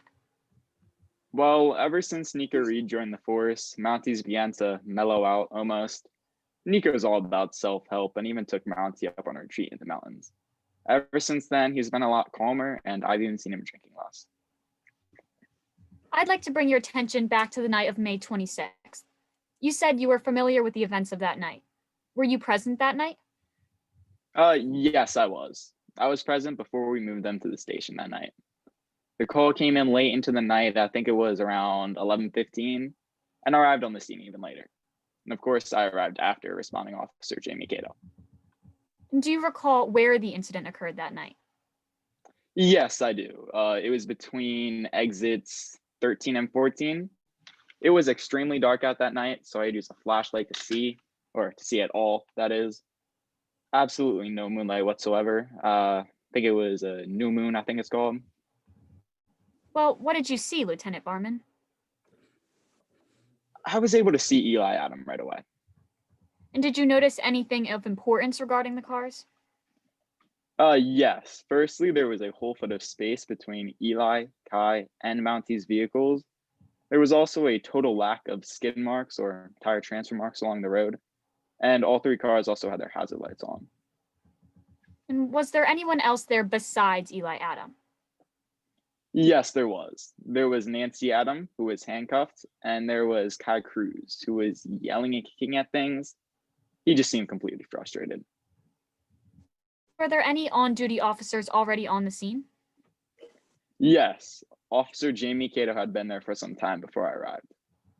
And based on your examination of the materials involved, as well as your 26 years of experience as a police officer, did you make a determination as to the legitimacy of the arrest made by Officer Cato?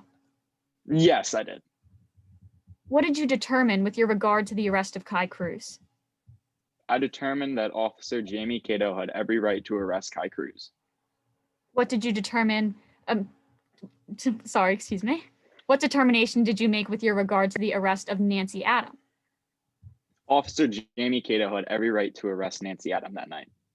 And finally, Lieutenant Barman, what determination did you make regarding the arrest of Eli Adam? Officer Jamie Cato had every right to arrest Eli Adam. No further questions, Your Honor. May cross-examine. Yes, Your Honor. Now, Lieutenant Barman, as you stated on your direct, you knew Monty very well, correct? Yes, I did. And he was your partner for a long time, as you've stated, the bad cop to your good cop, correct? Yes, when he started off on the force. So you know, and have even testified in your witness statement that he had a temper. Isn't that right? I'm sorry, counselor. Are you referring to the time before Nico Reed joined the force or after? I'm just referring to Monty in general. At one point, Well, he did have a temper problem. yes, before Nico Reed joined the force. Okay. And you've even stated in your direct that you would smooth things over after he would ruffle up the feathers of citizens, suspects, or even other officers. Isn't that correct? That's correct. But you weren't there the entire situation on May 26, 2019 to calm Mounty down, were you? I wasn't there to calm him down, but I showed up late. Now, on May 26, 2019, when you arrived at the scene, Eli Adam, Nancy, and Kai Cruz were already in handcuffs, correct? Yes, they were. And when you got there, you were able to observe Chief Mounty, isn't that right? Yes, I was. And he was angry, isn't that correct? Objection, Your Honor. This is irrelevant pursuant to Rule 401 and inadmissible pursuant to Rule 402. Anything that Tatum Barman testifies to having seen on the night of May 26 occurred after the arrest and does not pertain to the topic of probable cause. Well, before I get a response to that from counsel, let me ask how you can make that argument when you have just elicited testimony from him that, notwithstanding what you have just said, that he didn't arrive until after the arrests were effected, that you elicited from him an opinion as to the legitimacy of the arrests. Your Honor, may I respond? I wish you would. Well, Lieutenant Barman was not there that night for the arrest. However, as he testified, he has made his conclusions about the case as the lead officer from testimonies that he has heard, as well as evidence from the scene. Well, assuming that that had been admitted over objection, to which there was never an objection, doesn't that open the door for exactly the question that counsel is now asking? Well, Your Honor, I believe it is okay for this witness to be asked about anything that he was told or any testimony of anybody else that he heard from that night to make that conclusion, as well as any evidence. However, anything that he saw at the scene regarding to people are irrelevant because it didn't go to probable cause. Counsel, do you have a response?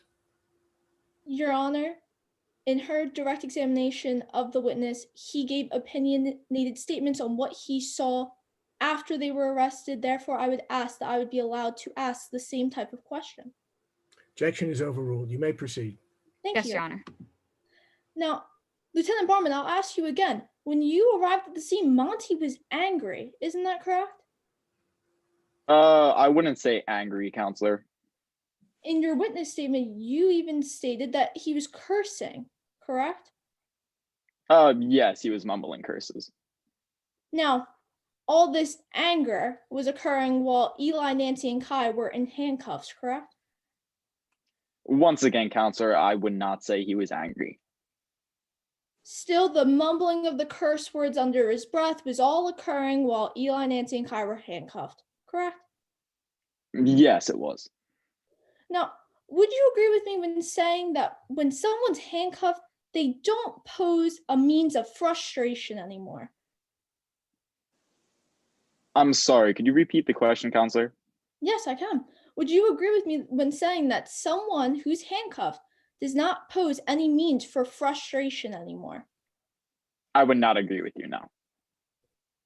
So your testimony here today is that a woman with dementia, a girl, and a professor who were handcuffed still were in a state that could agitate the chief of police. No, counselor, no. Okay. So now, Eli, Nancy, and Kai were in handcuffs, but Monty was still frustrated. Now, I would say he was Objection, steaming. Your Honor. That's a mischaracterization of testimony. The witness just said that he did not believe that Mounty was frustrated or angry. That's not what he said. Objection is overruled. thank Yes, you. Your Honor. So I will ask you that question again. So while Eli, Nancy, and Kai were in handcuffs, Monty was still frustrated, correct? I wouldn't say still frustrated. He was a little steamed. Okay. Now, In fact, you've even said that in your witness statement that Nancy didn't seem to know where she was, correct? Yes, that's correct. But even in this state, she, along with Eli Adam and Kai Cruz, were brought back to the station in handcuffs, correct? Yes, sir. Now, I'm sorry.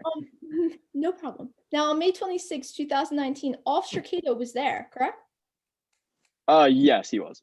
And he was the arresting officer, arresting Eli, Nancy, and Kai Cruz, correct? That's correct. Now, prior to handcuffing them, to the best of your knowledge, did Officer Cato question any of them? I would have no clue. I arrived on the scene afterwards. All right. And after these arrests, your department wanted to let them go. Isn't that correct? Specifically, you wanted to let them go, correct? Yes, that's correct. So you arrested them, and then the same night you let them go. I did not arrest them, counselor. My apologies. Officer Cato arrested them, and the same night you let them go, correct? That's correct. Now, did you talk to the mayor that night? Well, I tried to contact them, but no. So you never spoke to the mayor? No, I did not. But back at the station, you told Chief Mounty that the mayor had said to let the Adamses go. Isn't that correct? Yes, that's what she would have said. That's what she would have said, but she never said that to you, correct? No. So you never talked to the mayor, but you told Chief Mounty that the mayor said to let them go, correct? That is correct, counselor. So it's your testimony here today that you lied to the chief of police. Is that correct? Yes, ma'am. Thank you, Your Honor. No further questions. Any redirect? Yes, Your Honor. Lieutenant Barman, did Mounty seem angry when you saw him at the scene that night? No, not at all. Not at all, counselor. He just seemed a little steamed. Okay, Lieutenant Barman, and I just have one more question. Why did you say that the mayor would have let the plaintiffs go that night? Well, through my extensive years in the police station, I've been in contact with the mayor a multitude of times, and so I know what she would have said on the matter, so I was just relaying that to Mounty. Thank you. No further questions, Your Honor. Recross? Yes, Your Honor. Now, in regards to what was stated on redirect, the mayor never specifically told you to let them go and drop the charges, correct? Not specifically, counselor. But you said this to Chief Mounty? Yes, I did. Thank you, Your Honor. No further questions. All right, thank you. Lieutenant, you are excused. Thank you very much. You may call your next witness, Jamie Cato. Your Honor, the defense calls Sergeant Jamie Cato to the stand. There he is. Okay. Lieutenant, or Sergeant rather, you're under oath. Counsel, you may proceed. Good afternoon. Could you please restate your name for the court? Of course. My name is Sergeant Jamie Cato. Now, you just said that you're a sergeant. Where exactly do you work, Sergeant Cato? Well, I've been working hard as a Metropolitan Police officer for 5 years now. Now, I'd like to draw your attention to the night of May 26, 2019 specifically. Were you working that night? Yes, I was on patrol helping with the Numerian demonstration occurring in downtown that night. And were you helping with that Numerian demonstration for the entirety of the night? No, sir. I got a call that there was a situation somewhere between exits 13 and 14 on Route 3, so I rushed to help the situation. And around what time did you arrive? I don't know the exact time, to be honest with you, Counselor. It was quite late, definitely past 11. When I got in there, 3 cars were already stopped in the middle of the road.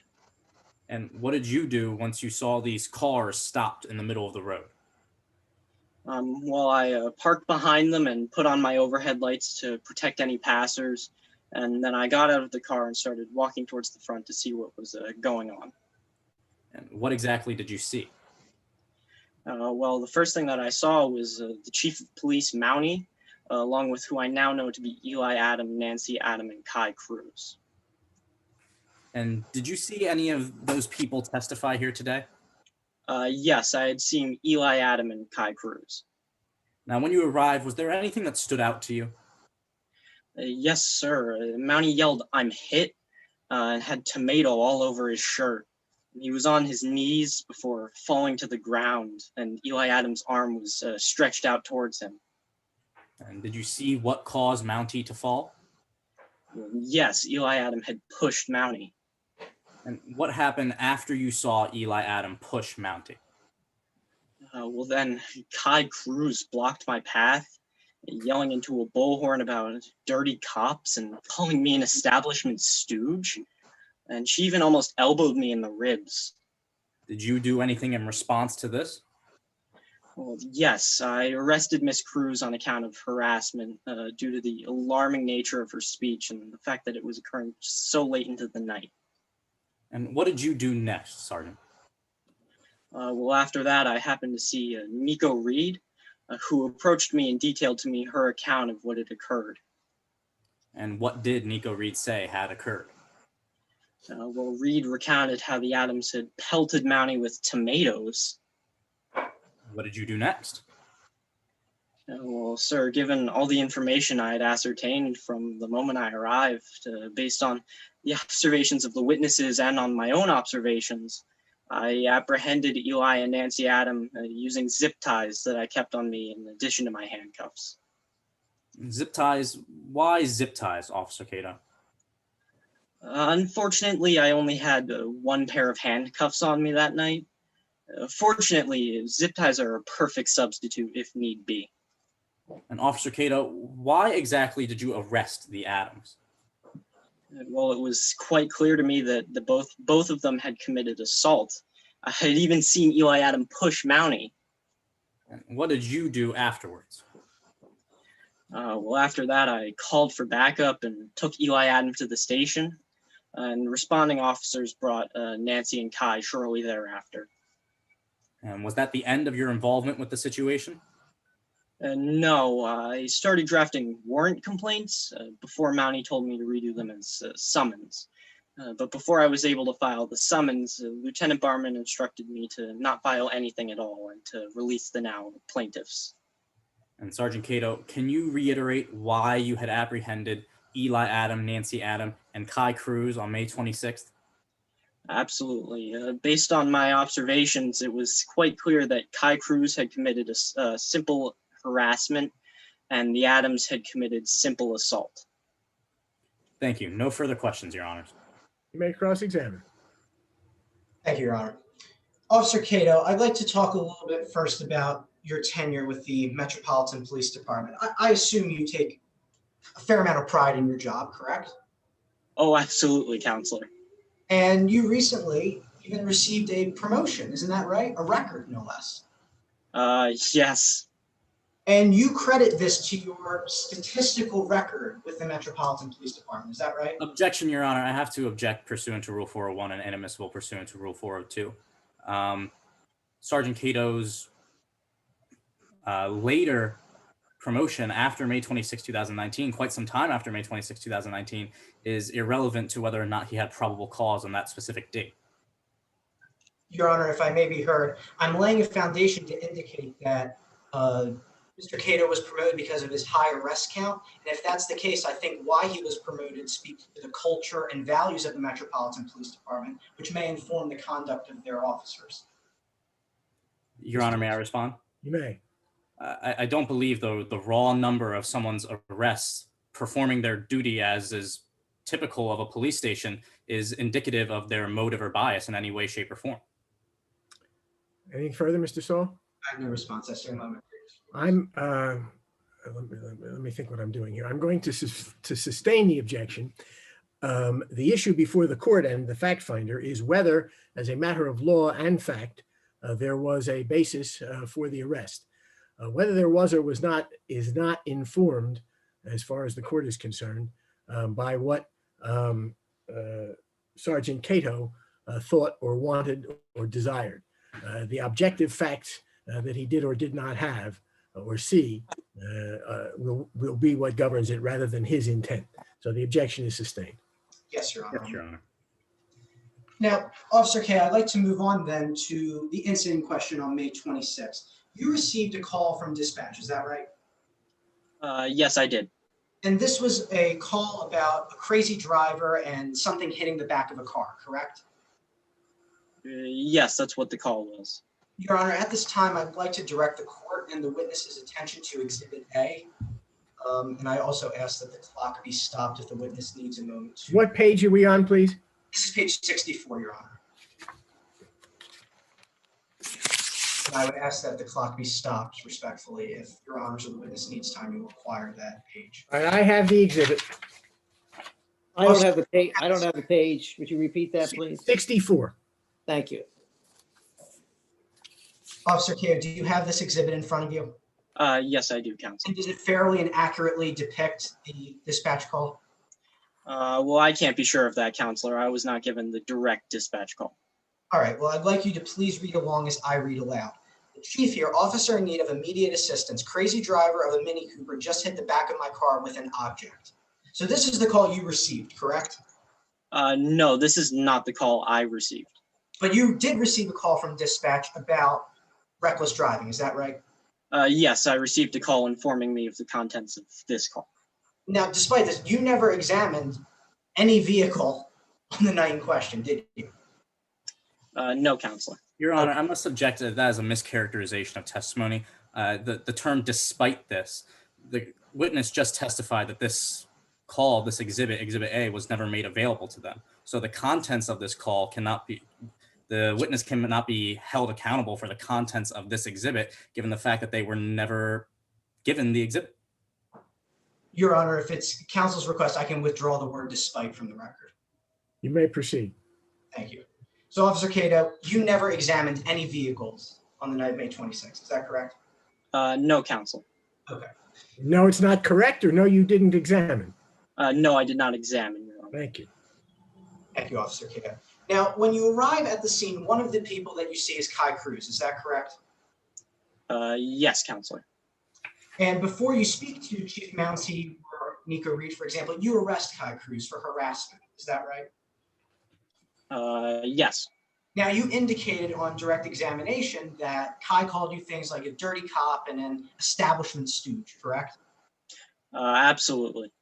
But Kai Cruz, as far as your witness statement indicates, never shouted a threat at you, did she? No, not a threat. Nor did she ever shout a curse or an expletive at you, did she? Objection, Your Honor. I believe this is irrelevant pursuant to Rule 401 and inadmissible pursuant to Rule 402. And I believe that it goes to confuse as to the burden of this case. The question for harassment and the burden in order to prove harassment would be that the language used by the declarant would be alarming. Threats, curses, anything of that nature is irrelevant. What matters most is whether or not the language used at the time was alarming. Your Honor, this witness on direct examination directly cited the verbiage that Kai Cruz used. I'm simply indicating to this court that it was nothing more than mere insults, and I'm proffering that that is not necessarily alarming language on its own. Objection be overruled. Yes, Your Honor. So, Officer Cato, Kai Cruz never shouted any threats or curses at you, correct? No, no threats or curses. Nor did you ask Kai Cruz at all to give her side of the events on May 26th, is that right? That's not entirely accurate, counselor. Well, according to your witness statement, you never say, I asked Kai Cruz what happened, do you? I was unable to ask Kai Cruz. So you would agree with me then that you didn't ask Kai Cruz to give you her side of the events? Yes, technically. Okay, thank you. Now, after arresting Kai Cruz, you arrest Eli Adam and Nancy Adam, is that right? Yes, counselor. And this was for assault, correct? Yes. Now, you indicated on direct examination that you saw my client shove Chief Mounty, correct? Yes, counselor, absolutely. This is not true, is it, sir? No, it is, counselor.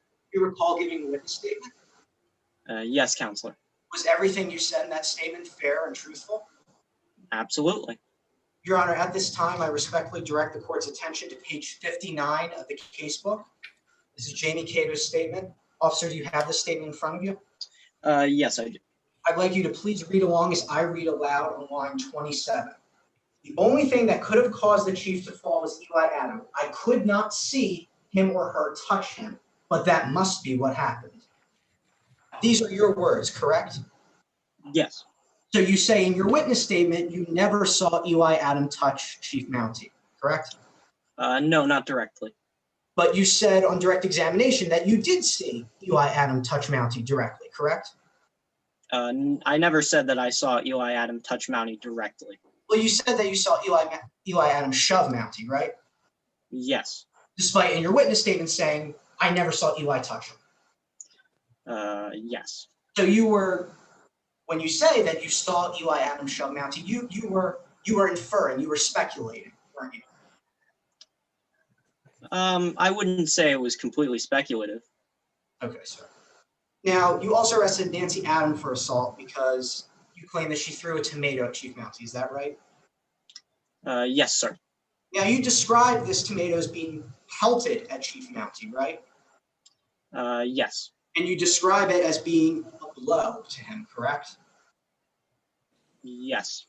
You are aware, sir, that this was thrown by an elderly woman with dementia, aren't you?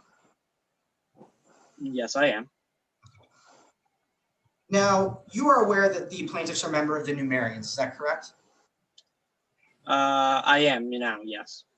And prior to the incident in question, you were fully prepared to arrest Numerians at the rally, weren't you, sir? Yes, I was at the protest prepared to arrest. And your eyewitness in this case, one of them is Nico Reed, correct? Absolutely. And you are aware now that she was under the influence of alcohol and muscle relaxers? Yes. Would you agree with me, sir, that it is the responsibility of the police officer to conduct an impartial investigation? Absolutely. Now, you heard testimony from your former colleague, Nico Reed, say that you didn't conduct an impartial investigation, correct? I'm sorry, I'm not sure what you mean by that, counselor. On cross-examination several minutes ago, I asked Nico Reed if you conducted an impartial investigation. She said no. You heard that, didn't you? Did you ask? Objection, Your Honor. This is a mischaracterization of testimony.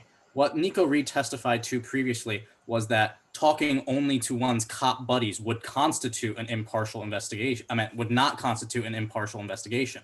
The question did not ask whether or not what Officer Cato did specifically, which was not limited to talking only to his cop buddies. That question is not directly related to Officer Cato, and I believe that the attorney is misrepresenting what Nico Reed said. Not my recollection of the testimony. The objection will be overruled. Yes, Your Honor.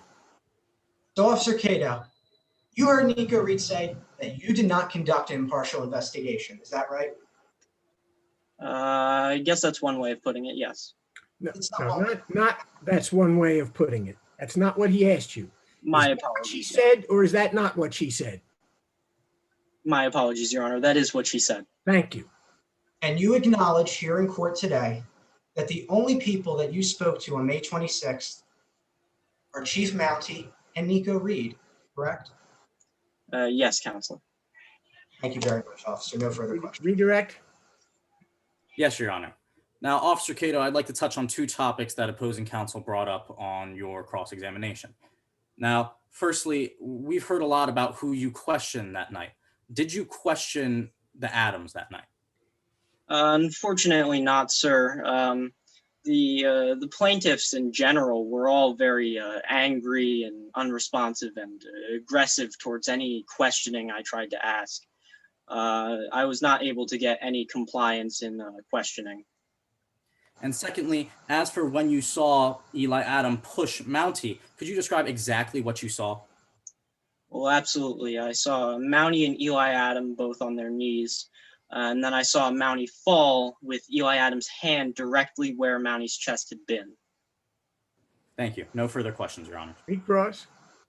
Yes, Your Honor. Thank you. Officer Cato, you just told us a moment ago that you were unable to acquire statements from the plaintiffs because they were angry. Is that correct? Yes, sir. In your vast years of training, have you not acquired the ability to acquire a witness statement from a relatively angry individual? You were unable to do that on the night in question? I'm sorry, are you asking if I was able to acquire that ability or if I was able to do that? You say you were unable to acquire witness statements simply because they seemed angry. Is that correct? Not because they seemed angry, counselor. Because they were angry, correct? Yes, counselor. And additionally, counsel brought up on redirect the issue with whether or not you saw Chief Mounty being shoved.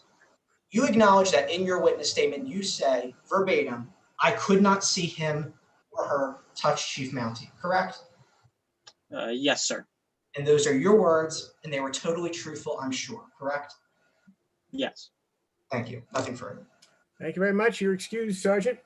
Anything further, counsel? Mr. McSorley? No, Your Honor. Defense rests? At this time, the defense rests. All right. Moderator, it's my understanding that we are now going to take a recess. How does this work? Everybody gets on mute? Yeah, so all teams, you'll place your microphones on mute, you'll turn your videos off. Judges, I'm going to move you to a breakout room. A prompt will appear on your screen.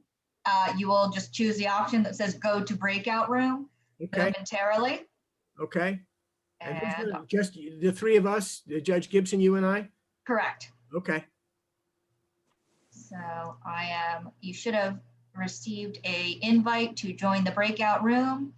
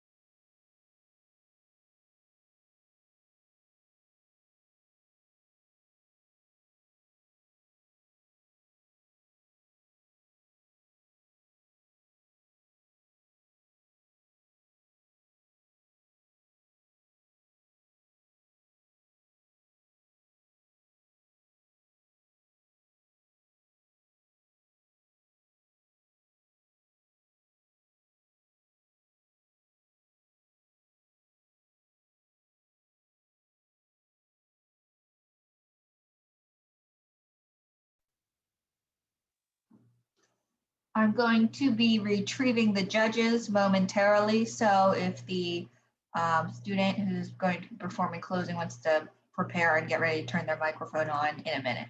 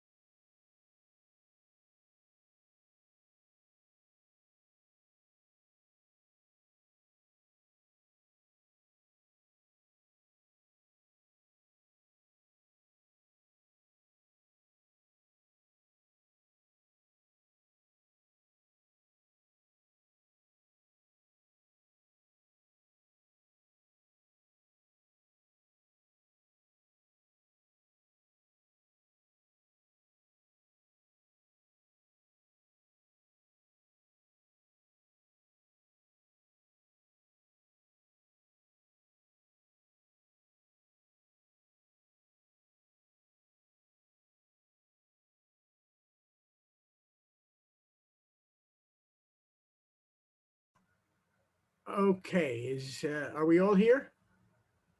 We have, I see Mr. McSorley, I see Judge Gibson, and I see the moderator. I don't yet see Mr. Saul. There he is. Okay. Counsel, are we ready to proceed with closing arguments? Yes, Your Honor. All right, Mr. McSorley, you may proceed. They were looking for trouble. And now they're looking for excuses. Your Honors, when the plaintiffs got out of their cars that night, they had with them a Guy Fawkes mask, a tomato, and a bullhorn. The plaintiffs want you to believe that the police have conspired against the plaintiffs, that this is a case of abuse of power. But it wasn't Jamie Cato who sought to abuse his power that night. It was the plaintiffs, the ones who thought that they could get away with assault and harassment, the ones who thought that they could hide their faces, throw tomatoes, and shout into bullhorns without any consequences. They were looking for trouble from the moment they left their cars that night, and now they're looking for excuses for that behavior. Your Honors, today it was the plaintiff's burden to prove by a preponderance of evidence that Officer Cato did not have probable cause to arrest the plaintiffs. They have failed to meet that burden. Firstly, Eli Adam. Your Honors, when Eli Adam pulled up behind the Ford Explorer driven by the Chief of Police, she got mad. She honked her horn, she put her arm out of the window, and she flashed a sign. And she wants you to believe that this was a peace sign. Your Honors, Eli Adam was mad, calling names, honking her horn, and she flashes a peace sign. Eli Adam flashed a sign that night, but that sign was with one finger, not two. She was looking for trouble. And when she got out of her car, Eli Adam put on a mask with the express intention of concealing her identity because Eli Adam was looking for trouble. And she then claimed that the chief of police had punched her so hard in the face, even though she called it a glancing blow in her statement. And then Kai Cruz said that she doubled over. And Eli Adams said that she never did. They can't get their excuses straight between each other or even within their own selves. And when Eli Adams saw her mother throw a tomato at the chief of police, she didn't apologize. She said, "First blood." Your Honors, yelling "first blood" to a police officer is no joke. Eli Adam claims she never had the time to apologize, never had the opportunity. Your Honors, Eli expects you to believe she had time to yell the words "first blood," but never the time to yell the words "I'm sorry." It's another excuse. And just moments after yelling "first blood," after Mounty announced that he was a police officer, Eli Adam shoved the chief of police. A fact that Eli Adam admits to, despite the plaintiff's many attempts to discredit Jamie Cato's testimony of the very same event. She claims she shoved Mounty because Mounty was reaching for a gun. Your Honors, that just doesn't make sense. If Mounty was reaching for a gun before being pushed, did he forget about the gun after being pushed? The chief of police never reached for his gun that night. Your Honors, Eli Adam has excuses for everything. She put the mask on so people wouldn't know she was a Numerian. She yelled "first blood" to defuse the situation. She pushed the chief of police because she thought the chief was going to shoot her. Your Honors, excuse after excuse after excuse is no excuse. It's probable cause. And that brings us to Nancy Adam. Your Honors, Officer Cato saw Chief Mounty right before he screamed, "I'm hit." And then Officer Cato saw the tomato splattered on his chest. And now Eli Adam claims that it simply slipped out of Nancy's hands and just happened to splatter on Mounty's chest. Another excuse. Because that's certainly not the most reasonable explanation for what happened. Because their own witness, Kai Cruz, told you that it seemed to her as if it was a deliberate act of a bear protecting its child. And so Officer Cato arrested Nancy Adam because he had probable cause. And finally, we come to Kai Cruz herself. And again, we get more and more of the plaintiff's excuses.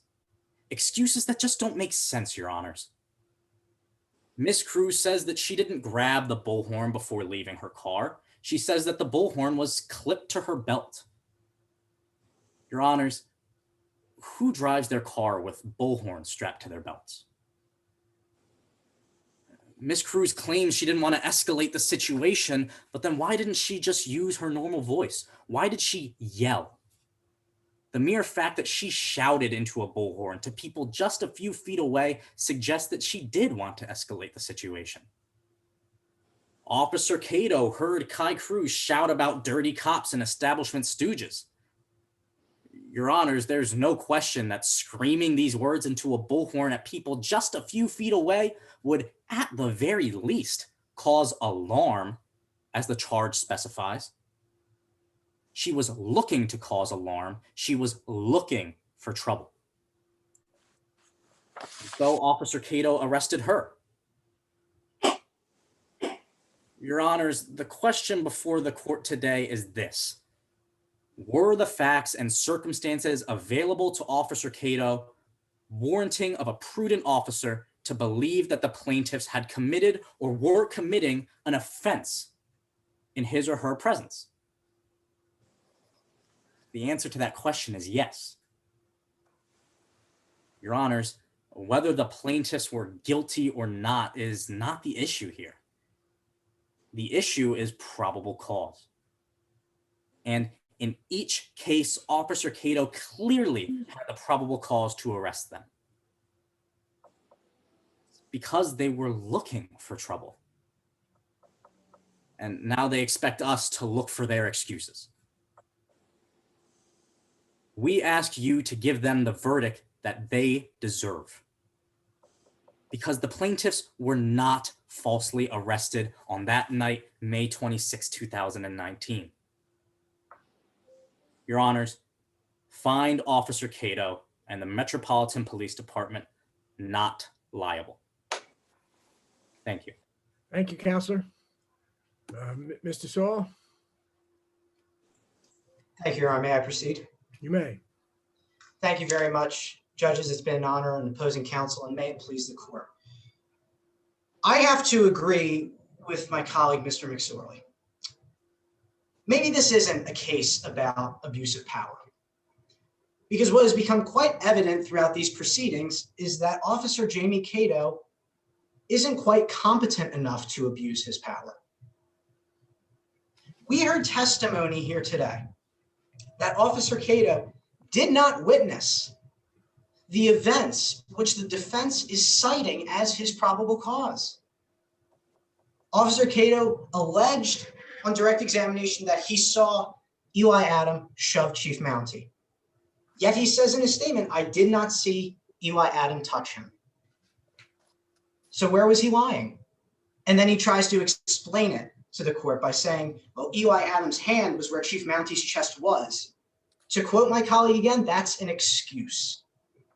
We heard testimony here today from Nico Reed, a former police officer, testify under oath that Officer Jamie Cato did not conduct an impartial investigation.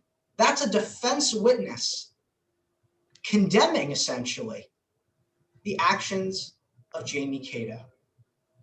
One of the most fundamental responsibilities of a police officer is to protect and serve the citizens by defending their rights.